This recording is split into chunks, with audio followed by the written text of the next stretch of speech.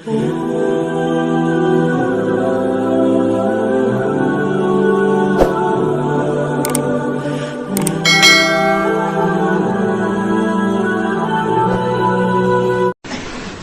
lamun nyaritakeun aya hiji mualaf sugih di urang, mualaf keturunan Korea sugih.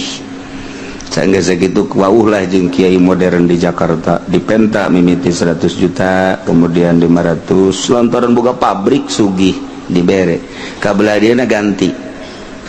Asup deui ka kiai modern kana tetep nyana dibenan menta deui untuk bangunan dan sebagainya. Jenuh. Katilu kaya kapanggih ari modern mah henteu ngan kiai tukang ceramah tetep dipenta jenuh. Ayolah anu ngabejaan kita kesono yuk ngobrol lah jeung kula henteu kukubangan sakadar jaritakeun bahwa nyana mualaf saya kenal dengan kiai anu kok bisa kenal gitu ya gini nyana ngomong jadi lama-lama pabrik saya bangkrut cenah kiai. Lama-lama pabrik saya bangkrut. Kenapa? Aduh terus-terusan ngerecek pakai katanya. Apa itu ngerecek? Kurang karunya eta kamu alap sampaikan ke pindah imahna pindah nyokot deui nyana. Jadi telepona dan lain sebagainya ganti lantaran terus baik di teleponan baik per bulan. Masya Allah orang teh reman teh lain di lapangan banteng baik. Preman teh lain di pengkolan bae di pasar. Kiai ge jadi reman orang. Masya Allah karim. Akhirnya alhamdulillah terus ngobrol. Pindah imah segala, nomor telepon cabut. Nyanana HP-na embung. Jenuh atuh terus-terusan mah. Asuplah ka di haul bilu haul ceurik nyana. Subuh aya di dieu teh. Jelema jangkung kasep. Pohara teh. Terus kabelah dia nih milu ngaji nyana ngajina lantaran orang Korea butuh penerjemah. Jadi nyana ngaji di mobil, aya nu nerjemahkeunana. Nerjemahkeunna minta duit dipecat ku nyana. Urusan maksudnya jadi haju bae terjemahkeun ku sia ulah sok yang dibayar engke ku aing sia yang naon dibere. Boga kena pabrik ku ari masih pabrik mau lebih jakeun ku kula. Itulah salah seorang mualaf turunan Korea ngarasa jenuh lantaran dipenta barang asup ka dia tiis jana dipenta henteu mere henteu atuh geus masalah ya geus sabaraha milu haul ka dieu terus kadang ngobrol aya waktu mah cing kula tah kitu tiis kakara nyana minta petunjuk bejakeun ki alhamdulillah la ilaha illallah la ilaha illallah la ilaha illallah la ilaha illallah la ilaha illallah la ilaha illallah la ilaha illallah la ilaha illallah la ilaha illallah la ilaha illallah la ilaha illallah la ilaha illallah la ilaha illallah la ilaha illallah la ilaha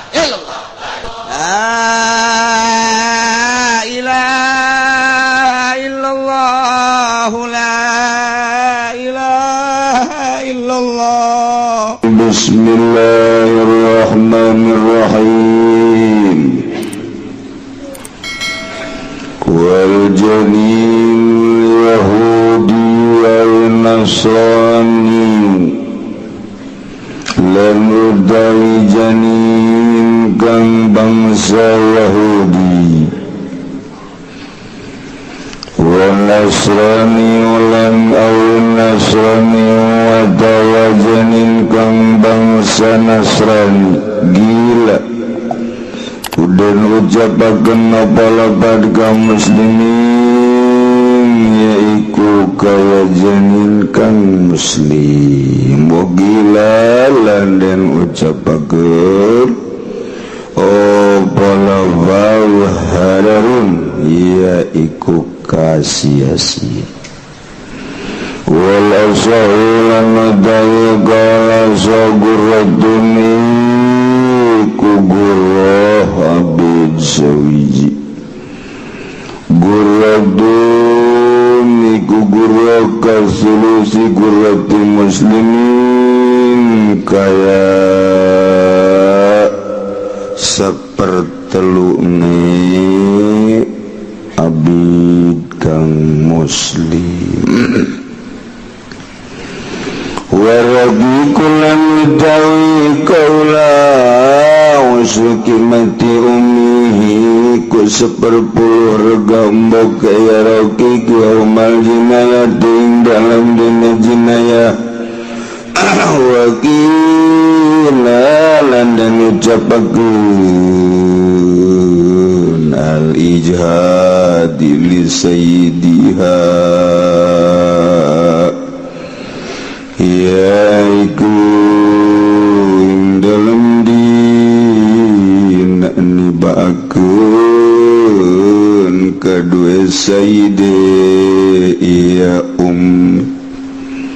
Fa'il ganat magdu'atan magalamunana ya umi Nimakotu wataniku kang den tugal wal janinu salimunan utawi widunganana iku kang salamat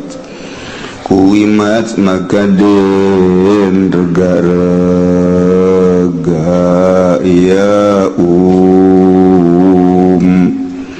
salimatan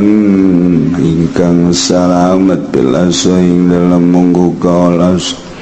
wa tamilu lagilatu bilazari lananggu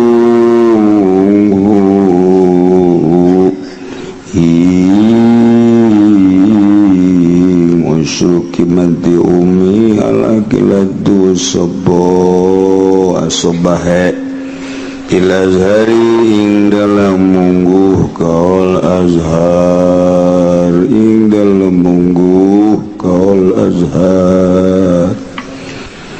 para jamaah kaum muslimin wal muslimat rahimakumullah.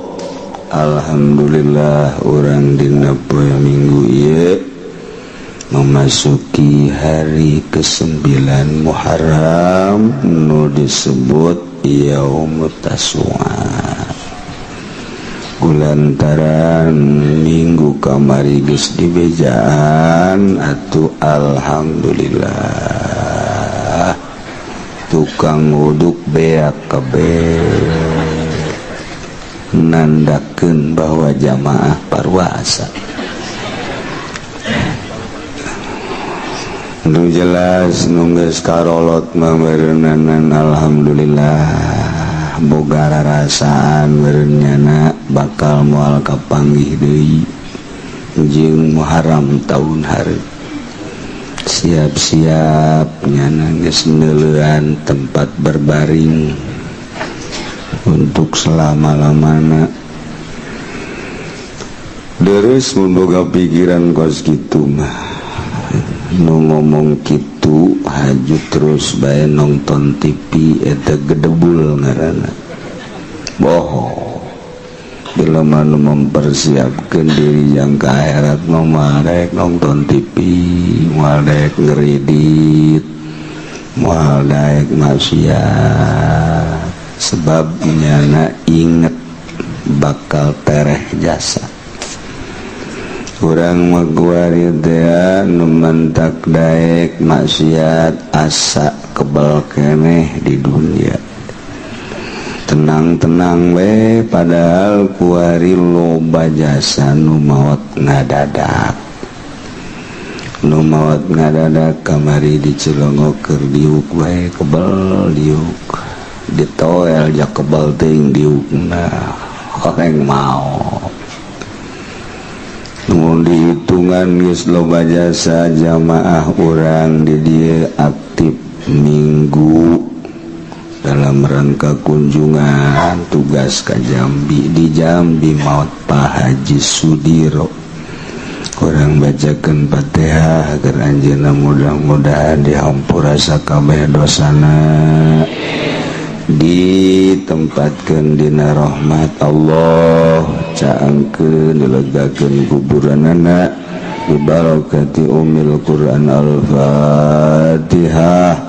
Bismillahirrahmanirrahim. Alhamdulillahirabbil alamin arrahmanirrahim maliki yaumiddin iyyaka na'budu wa iyyaka nasta'in ihdinas siratal mustaqim siratal ladzina an'amta 'alaihim ghairil maghdubi 'alaihim waladdallin. Urang ngalanjutkeun materi pangajian urang tentang mal jidayat patali jeung janin. Janin eta orok nu aya di jero beuteung ngaranna janit. Ieu lamun dirusak dibunuh, cara ngabunuhna dengan obat misalnya atau indungna disingsieunan datang ka nyana stres kaluarlah orokna atau ditenggelan indungna otomatis berontak anakna keluar pae na ieu nu nganiaya kena sanksi cek agama. Di dunia persidangan komo di negara Indonesia mah lantaran lain negara Islam teu aya hiji undang-undang mengarah karena persangsian janin tersebut, maka can selesai berarti di dunia ke diselesaikan di akhirat. Seluruh perkara-perkara anu can selesai di dunia ke di akhirat diselesaikan nana di Rabbul Jalil. Masya Allah, taksin hararade hutang-hutang can selesai ke di akhirat diselesaikan nana. Nyabok ninju ngarengkas baheula keur ngora can geus datang ka kuar di akhirat ke diselesaikan. Urang kungsi nampiling jelema ieu asa gagah asa menang ke di akhirat anu bakal diproses adil-adilna jeung sajujur-jujurna. Masya Allah, urusan salat mah jeung Gusti Allah tama babari lantaran Gusti Allah mah pangeran. Kurang-kurang 2-3-4 malah salat teh menta bae ka Allah Gusti, ja Gusti mah pangeran mana tanda barahan Gusti atuh. Kakurangan salat abdi ampura bae lamun Gusti lamun teu ngampura ka abdi, abdi kurang salat lah sapira 5 genep 7. Aju kurang abdi ku Gusti tadi ampura atuh Gusti pelit berarti embungeun Allah disebut pelit. Malaikat kasorgakeun daripada aing disebut pelit mah. Tuh babari jeung Allah mah babari. Geus kasorga-sorgakeun mah habaq. Cek malaikat teh baniza Allah atuh jeung mah sempit ya sorga aing mah udah. Oi mantep. Kan ngeunaheun da jeung Allah. Tapi urusan jeung manusia mah teu bisa gitu. Gusti ampura bae abdi baheula boga hutang ka zakat ki Zaid atuh aing mah ngampura Zaidna tuh coba ngampura teu panggil Zaid ampura bae ampura gua aing jadi teangan ke di dunia asa kapanggihna jasa telepon mailbox ngeludu malah lakona aing nek datang ke paeh aing bayar aduh pan gua aing mah amal goreng aing kasiakeun kabeh ya ulah kitu bae aing mah geus kitu bae pokona masyaallah atawa amal bagus na dikecopot paneta urang aduh rugi jasa rugi nu antak loba jelema anu muflis teteter amal bagus di dunia nu salat na rajin, puasa na rajin, maca Quran na rajin, dihijikeun jadi amal soleh horeng boga kazoliman jeung batur jeung kizae di sidang di akhirat dicopot kabeh amal bagus bahkan gorengna ditembeuhkeun ka nyana deuk kumaha deui ya neraka tah ieu mentak sigadeun mentak urang ngaji ge abeh urang nyaho mantak adu henteu ngaji embung nyaho kunaon emang lah geus nyaho mah kabet cek geuna segala haram itu haram ya haram mumpung teu nyaho aing mah pokona mah kuari eta beloon deui teh bajelogan ieu padaya syariat urang supaya nyaho muamalah urang muasyarah urang jeung Allah jeung makhluk hablum minallah hablum minan nas dimaksud supaya di dunia hasanah di akhirat hasanah patali jeung janin kamari lamun aya jelema nganiaya hiji awewe nu keur hamil kemudian keluar orokna pae wajib kudu mayar guru eta kamari geus dicaritakeun abid wa abidun wa amatun mumayyizun salimun min aibi nabiin nu salamat tina cacat ieu mun aya abid bayar ku abid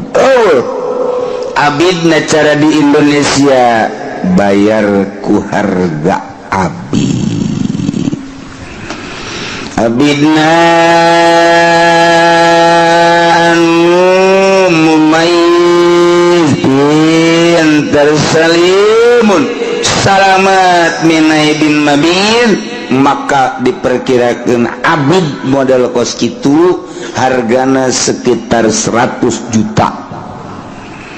udah dampak gagah naon bae bisa nya nama kita nyupir bisa kita macul bisa kita ngenekan komo ngenekan mah bahkan awakna perganjal nya nama siap bae hebat tuh Pak Habib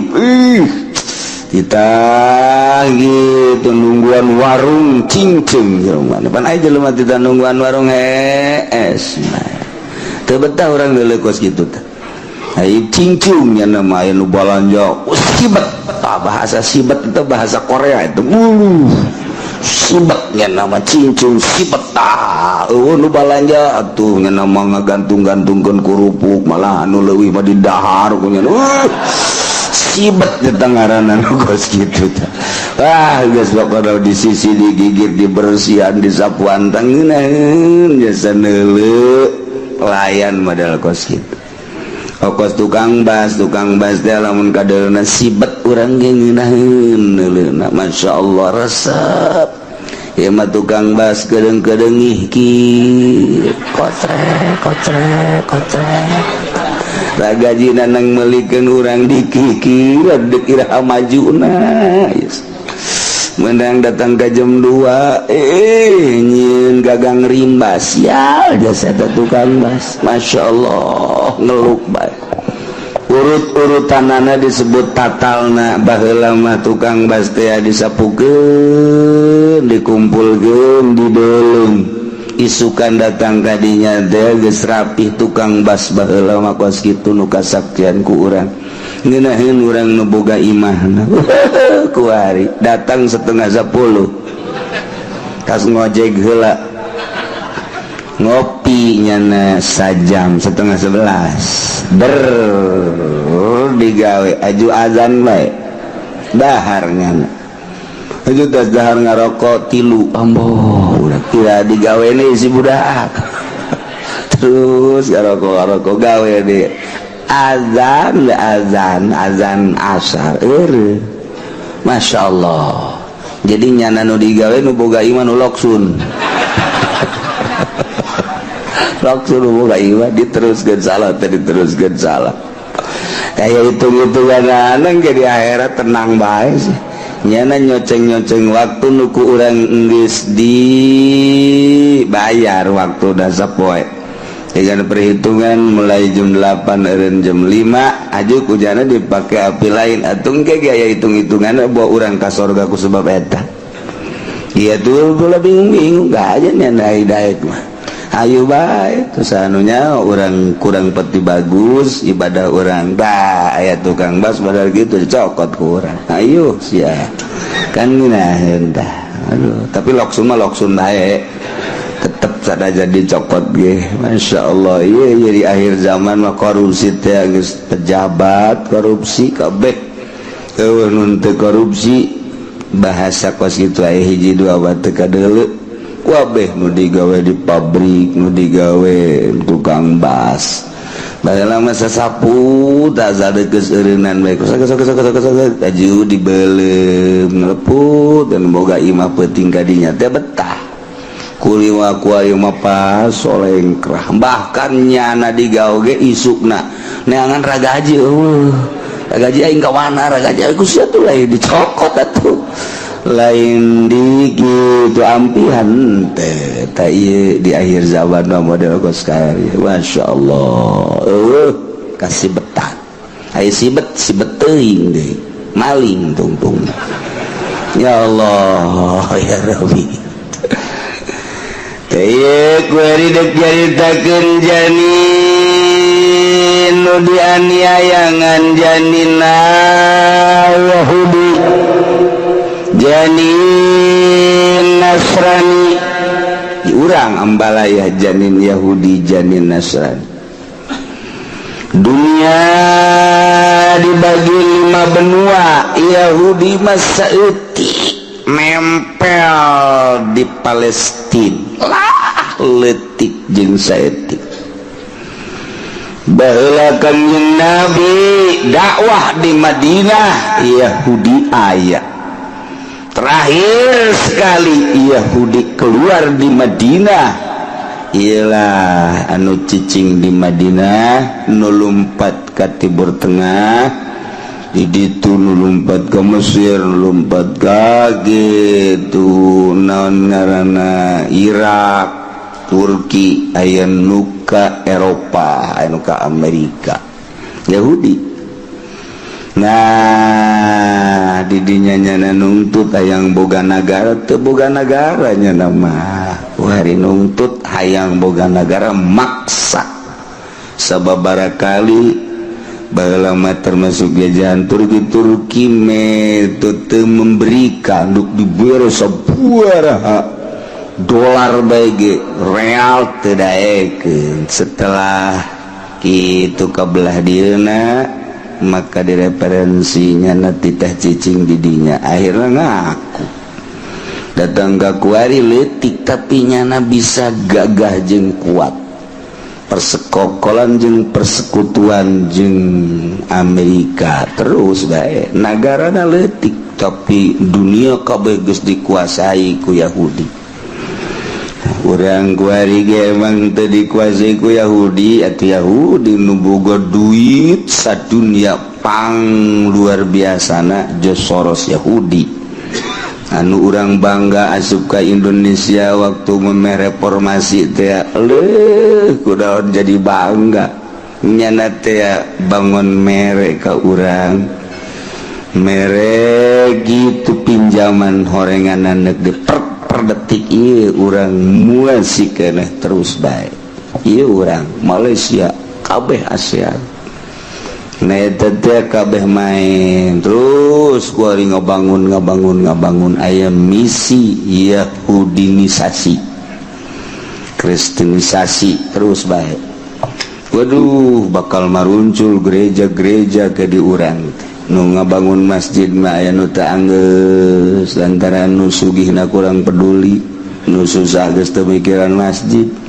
teu anggeus ngabengkeng tanahna dipermasalahkeun nyana mah ngabangunan terus bae bakal parucul terus lain lalagaan bakal ngeplak ka ditu Sumarekon eta teh di jerona bakal pikumahaeun ikeur carita Yahudi Nasrani ambalaya malah pamimpin Jakarta guys Yahudi deui kuat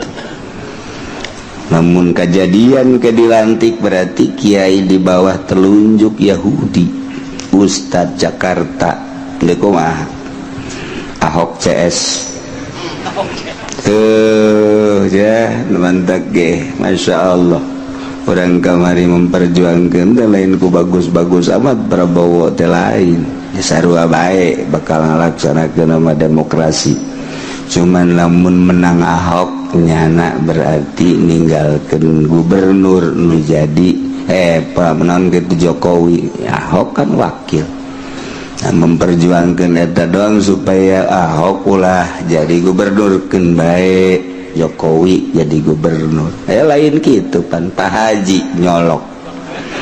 Jokowi jadi bere duit 50.000. Ya Allah anu bere 100.000 aya nukup tiung dan lain-lain sebagainya. Ya masalah baik bayangan terjadilah kuari seperti kieu. Koski kuari Jakarta dipimpin ku Yahudi, tidak menutup kemungkinan ke kadieu ka Tangerang bupatina Yahudi, terus ka Serang, Rengkas, terus dari itu. Aja kumaha ada karuade. Matak persiapkan calon-calon tuh ulah datang ke Yahudi nu naik.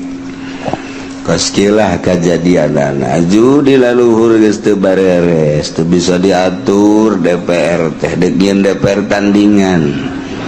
Engke mah meureun aya presiden tandingan. Atuh negara belah dua bae ku sia ieu. Geus kos kitu urang neuleuh para penggede urang seperti kitu. Urang mah sapira urang rakyat lah neuleukeun nyana dangan kesal doang. Kesal lamun baheula cak Gus Dur DPR TTK kuari mah diturunkeun PAUD. Masya Allah kari urang hirup di zaman akhir. Mantak salametkeun diri urang ulah kababawa sakaba-kaba sing hade iman keyakinan di akhir masa sagilek cek Kangjeng Nabi isuk-isuk iman kene sore iman coplok, sore iman isuk-isuk iman bakal coplok. Pohara sahabat kenanya kok pohara amat lantaran fitnah nangis lain di luar ararasup ka imah. Sahabat kayak gede arasup ka imah kumaha maksud fitnah teh arasup ka imah ku ari ka hati ku urang. Informasi Amerika, Prancis, Jerman, Inggris, Belanda, Arab arasup ka imah urang. Urang lamun ningali televisi tisuk data ga isuk deui poho dahar, poho ngising-ngising acan bila perlu ngising di hareupeun TV. Ngising hees di hareupeun TV dahar bageus puguh. Komo kuari internet loba jasa kuari nu ngagu berguru di internet. Berguru geus puguh politik, berguru ekonomi, berguru ngaji kuari mah di internet. Aya nu ngaji istiqomah wae di internet masih kedeh di maaf lah syariat mah artina fikih geus berguru tauhid. Tauhid berguruna di televisi atau di internet. Kabelah dituna torikoh teh ngaguruna di internet. Masya Allah jadinya naboga guru Syekh Google. Ya Allah. Wah di akhir zaman akibat dadu teh jauh arah totorekatan. Masya Allah aya nu hahakekatan Gusti Allah batak si ade kaliru ya di akhir zaman mana dukun mana kiai akur bae ja dukun kos kiai kos dukun lah akur bae lantaran loba nulalagan tadina nulain polisi pupolisian nulain abrian ai baheula pan baju polisi baju abri itu bisa dijual sembarangan.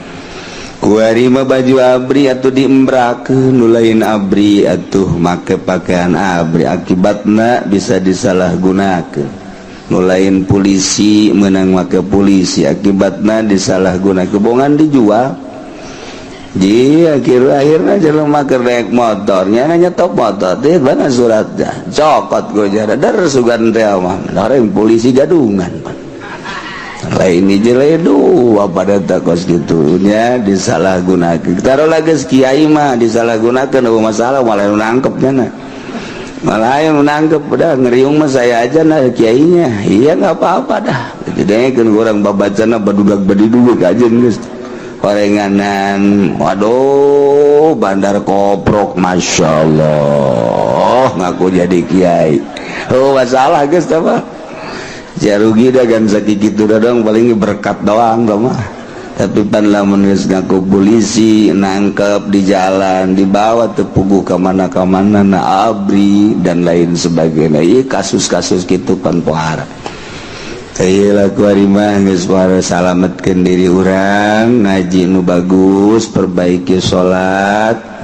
urang teh kaler kidul ngetan ngolon nungguan ajal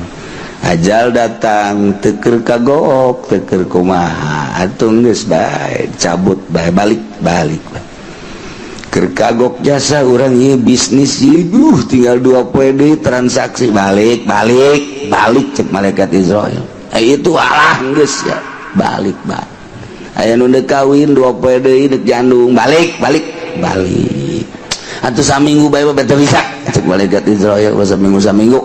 geus balik kagok karena kagok ya Allah tan mantap puas orang maut geus ngalaksanakeun perintah Allah salat rapi puasa rapi zakat rapi haji geus tur rapi geus perintah Allah sakitu ketika orang dicabut nyawa teh geus puas atuh mangga bae Gusti jang geus urusan narima jeung teu nama atuh teh urusan Gusti abdi mangan geus ngalaksanakeun perintah Gusti bae ngan mah nya atuh datang ka duti teu ditarima mah asa kamalinaan amat Gusti ngomong gitu nya ka pangeran da geus atuh ke situ geus ditarima bae tapi cenah zat teu khusyuk walatu urusan khusyuk ngaranna ge hese Gusti teh mah nu penting mah tarang harideung teh deuleu tah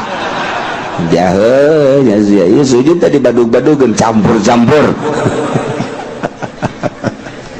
aduh ya Allah ya Karim jalinal yahudi awin nasrani laka muslimin cek segala kos janin muslim dina pada bayar gurroh aya wewe ngarana Agustina waduh Agustina mah frekuensi Agustina horenganan manehna agamana Yahudi atau Kristen sarua Yahudi jeung Kristen teh kos kitu keneh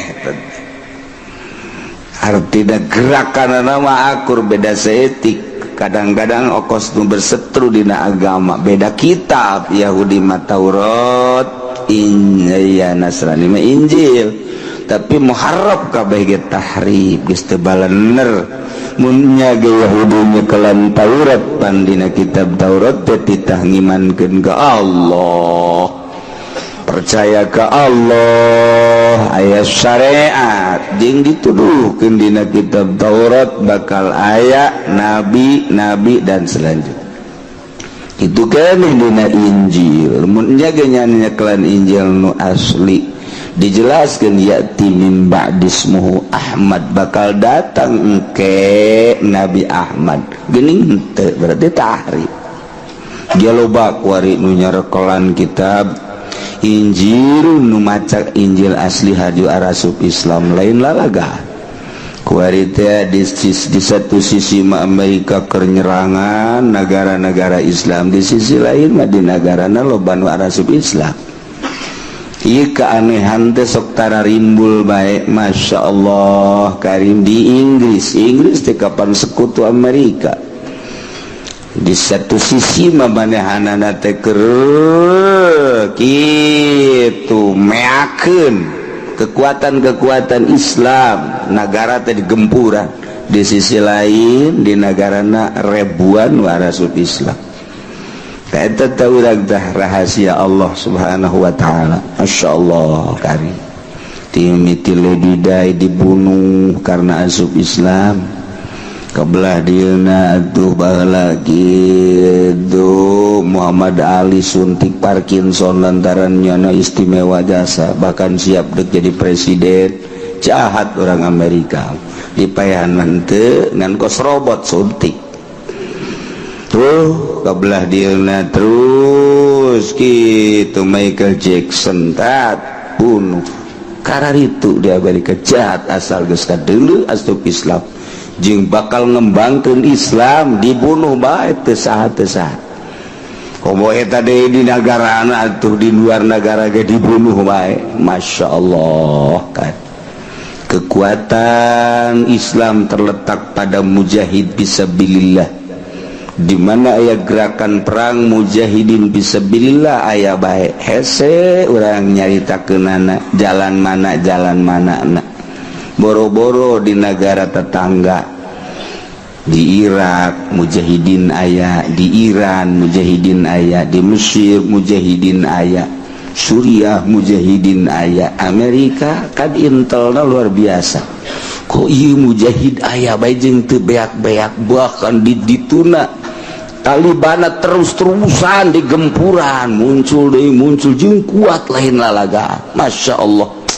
Afghanistan terus dibekot, muncul terus mujahid. Boro di negara itu poso terjadi mujahidin aya di poso. Aneh. Datang ke kuari ada bingung luar biasa. Jing hese di peranganana. Hiji berarti kudu di perangan ku umat Islam. Nyeun lah nyana ngadidik ISIS.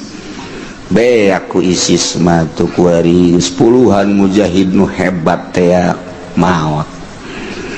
Kuari geus ngerembet, geus puguh kitu di Irak, geus puguh naik ke Suriah, terus ka Yaman. Be aku ISIS di Indonesia ge ISIS teh aya.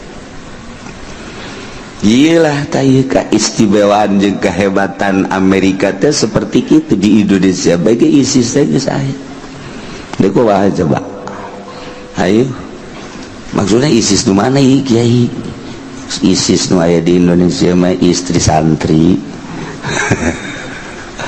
ISIS beneran aya. Tah itu Amerika asal geus jebarkeun bae kos kitu. Eta keur carita urang sangat khawatir, tapi atuh aya nu bogana ieu Gusti Allah nyanggakeun we sadaya-daya ka Gusti Allah. Ngan tetep ai besi mah asah. Besi kuari nu boga besi asah, nu boga gitu naon ngaranna cimande asah ulah kekerpekan bepuguh. Pake perang coba kuari. Anu boga bangsa gitu naon ngaranna kalong wewe, permainan kalong wewe aya eta. Asa ya cimacan bangsa nu karitas besi ke curutul tapi di Indonesia sih atuh bang geus pohara. Maksudna sanajan bupati lagi geus tenang-tenang bae nya nama kumaha tenang nak mun perang teh di ayo diteruskeun rakyat kena terus pararaya Allah susu kuloba-lobana di urang loba geus mimiti aya Cikupa perang siap perang beak Cikupa bojong beak Blaraja jadi Tangerang bae kan di luar negeri bapak saya etik jelema saeutik di Arab bae urang neuli jelema sakitu-sakitu bae di Arab sakitu-sakitu bae teh urang ngai ka Arab teh. Tapi kan di Indonesia mah Masya Allah satahun deh orang tanya baka Cikupa. Waduh budak amal litiknya hotuyulnya budak jeleman ih loba jasa. Takos gitulah Yahudi daya kercarita wal janin wal Yahudi wa yawewe ngaranna Gustina dianiaya ternyata warenganan Yahudi atawa Nasrani Kristen taeta teh kumaha mun aya jelema menganiaya awewe beragama Yahudi atawa Nasrani efek tidak penganiayaan janin keluar kila ka muslimin sarua kos jelema muslim bae dina pada wajib bayar gurroh wagila cek sagal mahwa hadarun eta mah tersia-sia teu kudu kena sanksina naon ja eta mah memang agamana ge di luar muslim ieu wala sauguratun nurutkeun cekala sama guratun kudu bayar gurroh kasolusi gurratu muslimin seperti lu gurroh jelema muslim bae waraqiku asruki mati umi yaumal jinayai abid eta 1/10 harga indungna yaumal jinayati dina poean jinayat aya awewe amat kemudian dianiaya barang dianiaya indungna barajal arok berarti arok nate rokik karena janin rokik iya mah 1/10 harga indungna sabaraha ieu ternyata indungna teh harga nate ieu teh kan saukur 10 juta lamun 10 juta bagi 10 berarti 1 juta 1/10 harga indungna rokik murah wagila cek sagal mari jadi li sayyidiha eta mah dipasrahkeun dina poean nibakeun ka sayyidna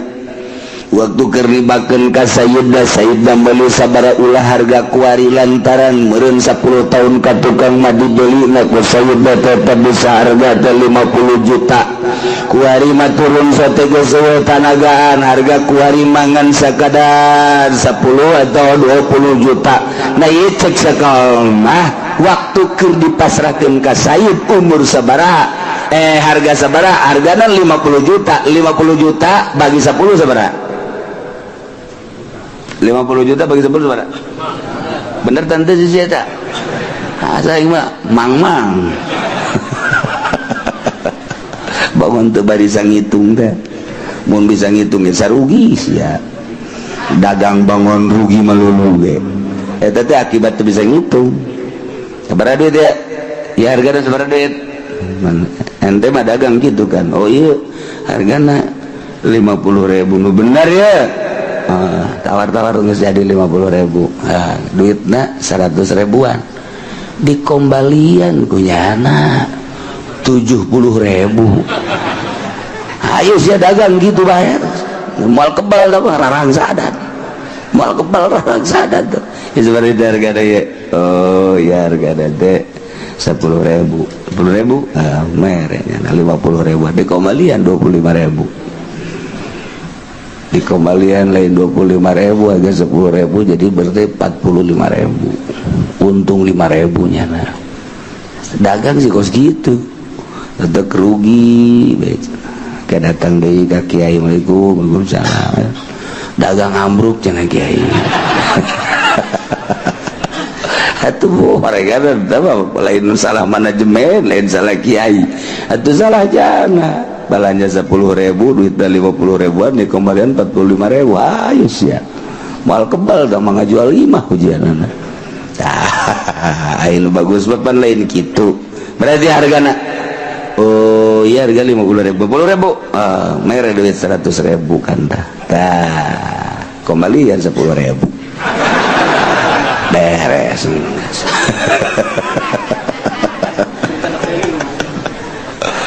aduh korupsi saetik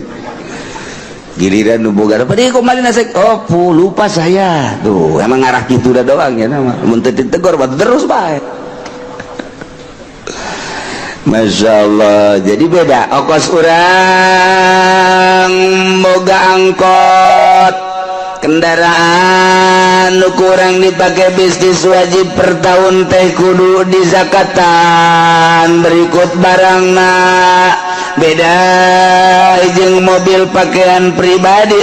unsur-unsur bisnis teh kudu di zakatan truk mah mutlak tapi jamual aya jelema nu boga kendaraan pribadi truk balaya aing mah ieu mah resep jasa moal dipake narik ieu truk pake pribadi bae ka mamana ge make truk bae jangan ondangan ge make truk aduh tawa budak kudu dikagrogolkeun teman moal aya tuh jelema make kendaraan truk jadi truk mah jelas jang usaha wajib dizakatan angkot moal aya jelema nu boga mobil pribadi angkot 08 tapi ieu mah jang pakaian pribadi bae teu dipake narik ka mamana ge make 08 bae ka Jakarta ka mamana ge 08 bae manehanana teu resep jadi make angkot teh resep moal aya jelema berpikiran seperti kitu mantak ancul-anculan gayang boga kelas ieu cenah duh geus kabet jasa ieu usaha yang geura boga bae emang kunaon kitu hayang meuli kijang cek cenah teh jadi naik mobil angkot baik kamu mana tuh betah kos gitu pan rata-rata anu jelema mah ieu sia duduk sukan teh ieu usaha kunaon teh aing kakarak boga motor doang minimal hayang boga losbak lah heulanan tuh naiknya ti losbak hayang boga Avanza ti Avanza hayang boga kijang kitu bae ta dunia mah eueuh nu kieu aing geus karesel ya sugih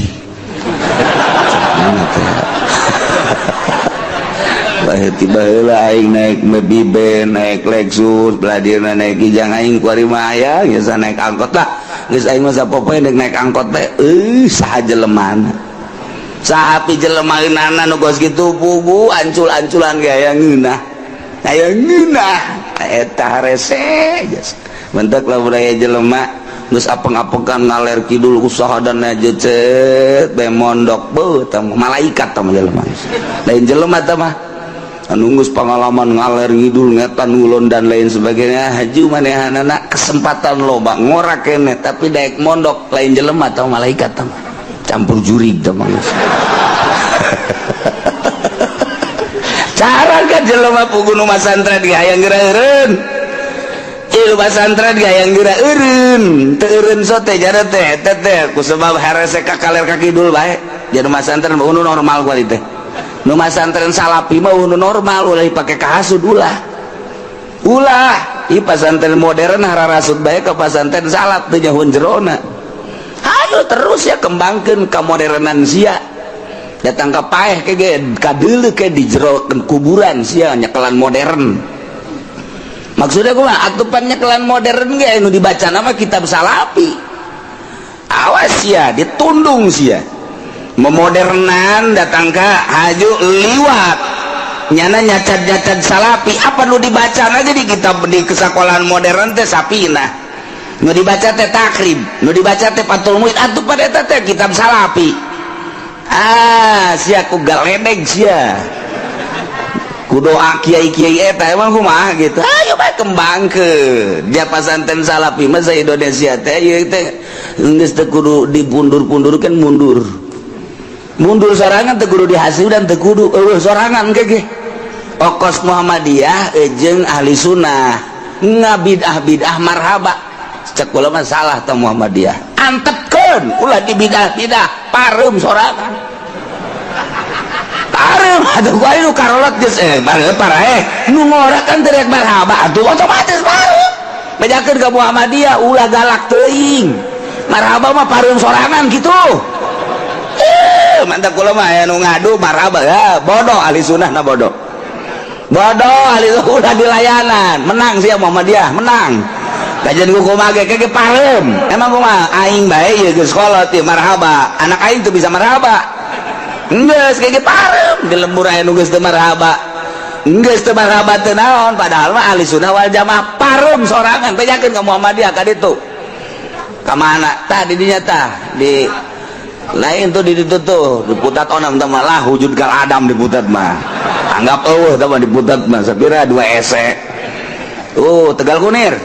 Kunir kabar itu nasi etik naon teh belah itu Tegal Kunir teh tah naon ka ditu nasi sekolahan teh tah eta dinya bejakeun itu menang gitu sia menang geus ulah 2 hese ieu pasantren salap. Waalaikumsalam. Di mana ya abdi teh anu? Anak naon?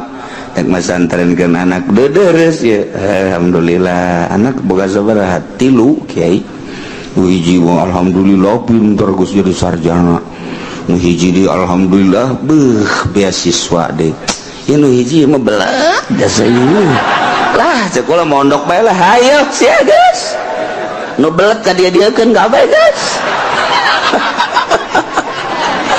normal tapi di hasudan mah heran pesantren modern kayak kieu dia tuh urusan ketegasan mah emang pesantren salafat tiba heula sebab nyekelan keaslian nya nama pan isuk-isuk cau sore-sore au ugu pesantren salaf ge asal geus kena Golkar bae atuh geeusan wassalam warahmatullahi wabarakatuh selamat tinggal ka kiaian asal geus asup Golkar bae geus wassalam deuleu kumaha sia ge aing lain lalagaan ieu lain lalagaan deuleu di kaler di kidul asal geus asup Golkar geus majelis tinggal majelis geus wassalamualaikum warahmatullahi wabarakatuh selamat tinggal selama-lamanya oh budak kos deuk paeh bae tapi aya sih anu aju mikir aing sugih henteu asup ka Golkar santri arareueuh masyarakat embung ngadengekeun aing lah berarti aing salah ya Gusti abdi deuk tobat ka Gusti salah berarti abdi cicing di Golkar pindah abdi ke PDI lah oh kiai goblok tolol oplok bebe jatuh deuk tobat bae lah ulah aju asup-asupna Masya Allah terus ya digadil bisa sih ya eta deres tak kiai anu haju sadar mah Gusti abdi dirasakeun ku abdi hiji kekhusuan khusu moal aya tek ceuli kiai Golkar khusu tek ceuli sa anjing moal ku aing dijamin moal khusu ge ca sombong amat ge aing mah endek jadi jelema sombong heula ku ari ya dulu khusu mah kadeuleuh emang kumaha gitu emang khusu teu kadeuleuh ja khusu teh zahir cak nu busa mah cek orang nu teu bisa khusu teh batin cek nu bisa batu zahir kos kitu mah di kelasnya nama khusu teh zahir mantak kanyarahoan ge mantak Imam Ahmad bunga mamun ka Imam Ghazali teh zahir cek Imam Ahmad mah beja Imam Ghazali ka mana mah batur mangga makmum tapi adi sorangan teu panggil Ahmad batur ngamamum ka kakasih Aisyah henteu malah kunaon atuh sia bangun teu saluyu hirup teh jeung dulur teh henteu mah hampura bae mah lain hampura-hampura kunaon gitu hatena kakak aya getihan mah aya getihan panggil Ghazali enak di sia lain bunga mamum orang cenah teh sia aya getihan Masya Allah langsung sujud ka hampura mah hampura bener adik kula kayak gitu kunaon kula keur salat ijtihad haid ka babawa ka jero salat jadi nyana keur ijtihad masalah haid jadi nyana keur nyieun masalah haid teh pan getih ka babawa tah ka jero salat waduh berarti tah di makomnya nama zahir atuh kos kitu teh ya Allah ya urang ge sebenarnya tuh katara jelema teh katara ya ku ahlina mah katara asal jelema set bae ka dieu bangun kudu kikiran bae terus ka dieu kesangan panas berarti kan kayawan kan urang atuh kayawan gampang teh kajian ku mah geus sia hareudang ya jahoan bae nyawan jadi kadeuleuh ku aing kabelah dieuna jelema ngalentuk basa sia keur beuting mantes daon emang mantes daon emang kanyawan kan saya tunduk kan nyawan bet lain nyawan atuh kadeuleuh sekolah ucing nundutan nyawan kan kurang lamun jelema pungpla pengple rapi rapih lah bajuna rapi dan lain-lain sebagainya rapi berarti balik gitu balik ka kolot nakeun gitu lah tuh kajarahoan atuh kabeh teh zahir geus karar itu teh zahir tak kabelah dieuna asal kadeuleuh ku urang silana diukna ku batur teu kajawan nyaho berarti kabelah dieuna salatna dan lain kajawan di makomna mantak jelema asal ka Golkar unusu wah cenah sombong siapa sok gitu bae sih ka aing teh teu percaya teu sebabna bensin jadi cenah teu didahar jadi majelis sarua kababawa salat teu bisa dinolkeun tobat kuduna hampura Gusti lamun bisa tobat balik deui coba mentek kula nanya bae teh si tobat aku mah beuleum pondokna tegas abah mah kos gitu ban kurang tuh lain pondok teh kos itu mah lain pondok teh mah urang mah hook bae beuleum teh hartina lainna naon singyaan nolkeunana ka Allah mah hese tobat hampura Gusti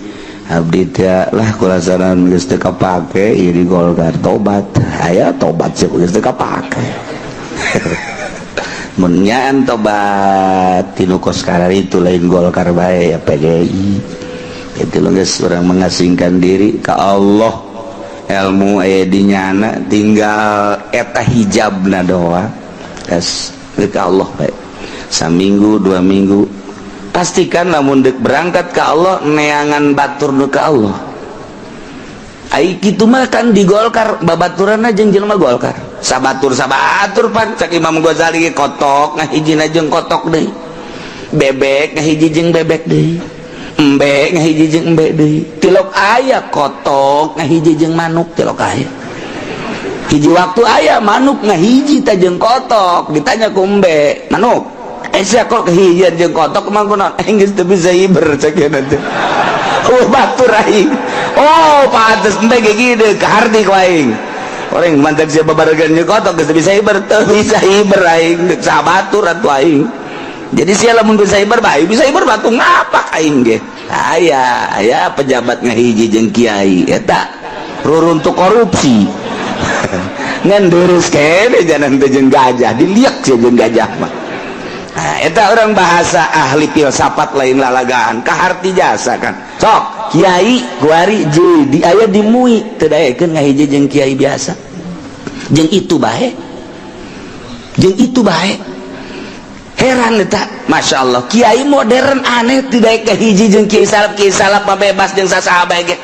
di kiai salap mah boro-boro jeung kiai modern boro-boro jeung ustad jeung jurig ge ngahiji kiai salap mah jeung kuntil anak ge terus bae halang kiai salap ya tuh sabae bebas-bebasan bae sebab naon kiai salap mah zahirna doang batinna mah ka Allah